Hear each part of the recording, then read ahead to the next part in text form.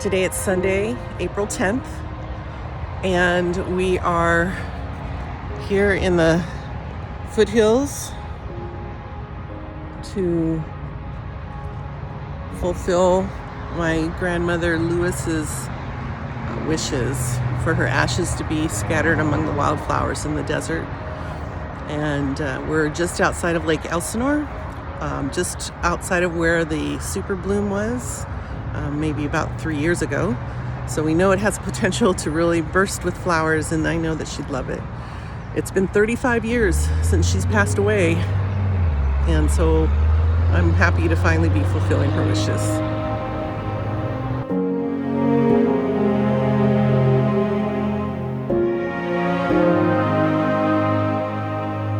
You still remember, was it McKinley? Preston McKinley was No, I said Cleveland. Oh, Robert Cleveland.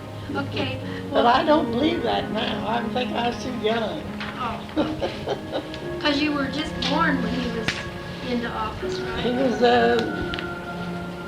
was in office when I was born. What made me look it up, Lewis said, do you know who was president when you were born? And I said, no, I didn't. So I looked that up, and it was Cleveland. Robert Cleveland. And you were born what year? I was born in October 1889. Yeah. Oh, now, who was it that came from Ireland? My grandfather, that's way back, Robert Smith, came from Ireland. I have no idea, but they came in a sailboat. It took them some 3 or 4 weeks to come. They said that Aunt Belle said that they said sometimes the wind would blow them back as far as they had come the day before. But they made it. I don't know whether you remembered, he always said that your mother only knows 2 stories. And one was about the bull, and the other was the horse balking. When I was teaching, when I was teaching school, this was after I graduated from high school. I lived with the Brewsters. Mr. Brewster had 2 horses and also a buggy that was just 1 horse. And Violet had her brother's horse, and he told her that it would balk sometimes, and you'd have to be very careful. And we were going to Stockton, Missouri, to a teacher's meeting.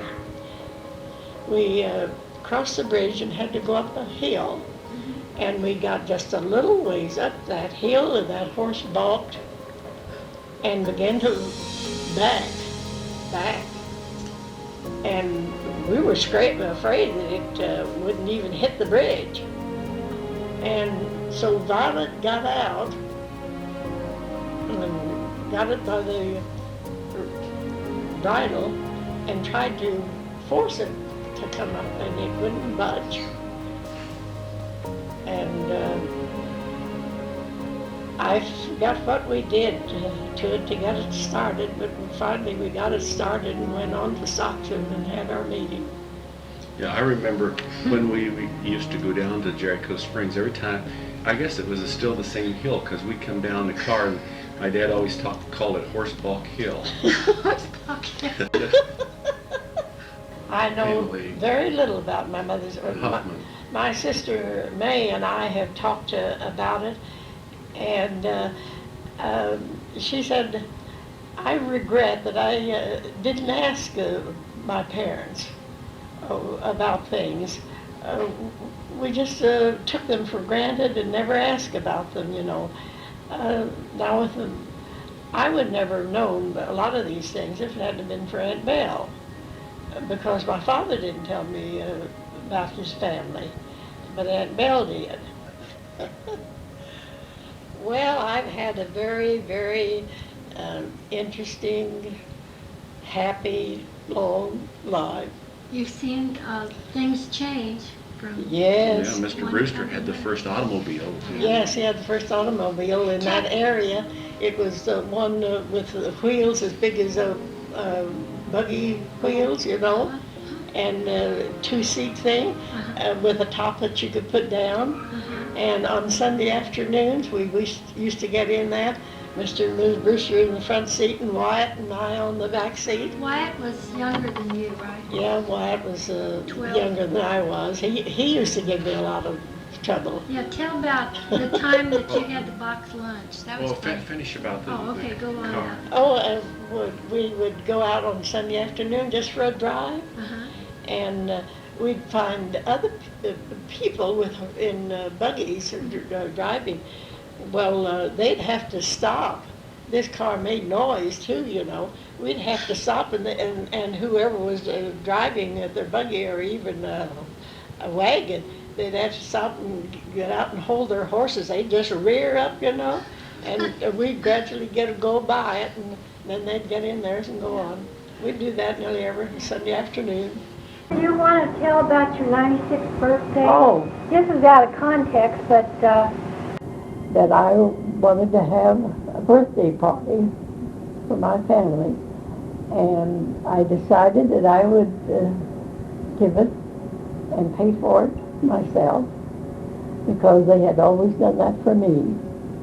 And since my grandson Lewis was a manager at a very nice restaurant, Reuben's Summer House, I asked him if we could have it there.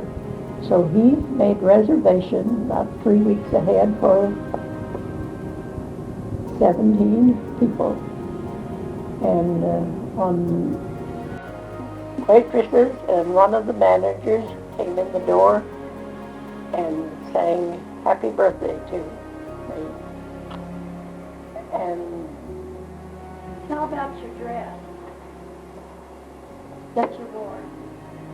oh, I had a very pretty blue dress that Arby bought for me. And she also got me a string of pearls. It's beautiful. It was very, very modern, both the material and the make. After the luncheon, we all went, with the exception of John and his new bride, Rose, who was ill that day, went to Bayon's for cake and drinks. But it was one of my special days.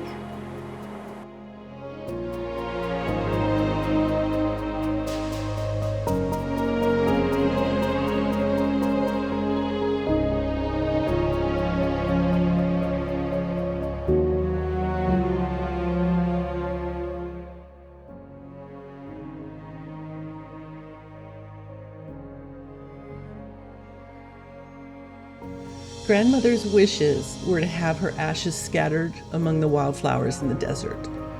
My cousin Bayon, who originally had her ashes, ultimately requested assistance from our cousin Lewis to fulfill grandmother's wishes.